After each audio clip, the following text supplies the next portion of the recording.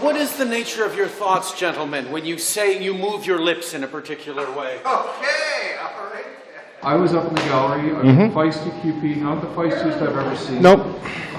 Walk me through this F word, the Prime Minister business. Can you lay it out? What happened? Yeah, so we were asking questions about several articles that had appeared in the Globe and Mail. There was one in the Ottawa Citizen related to the use of Canadian military aircraft during the Freedom Convoy flying over Ottawa. It's question period. The opposition has a right to ask questions of the Prime Minister. We asked the question of it. He responded, of course, as he's always doing now, that the opposition is engaging in misinformation and disinformation.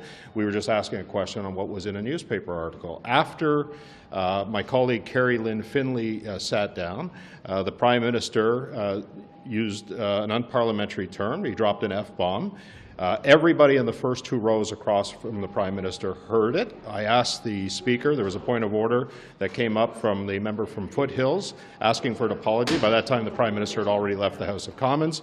I then provided some clarity to the Speaker as to what was said and asked the Speaker if he would look into Hansard to see if it was recorded, because if it was unparliamentary language.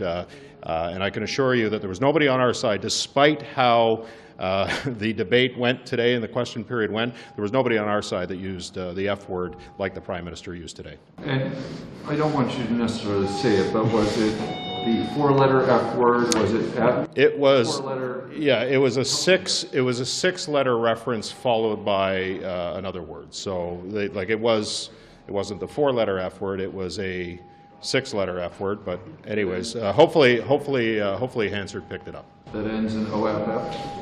Not in that context, no. So that's what happened today. All right. So obviously he left when Mr. Barlow was rising to point of Yep. order. We've got a vote that's coming in. Is there any recompense for this? It's up to the Speaker. We've asked the Speaker to look into Hansard to see whether in fact it was recorded. I can assure you there were probably 10 to 12 members on our side that heard it.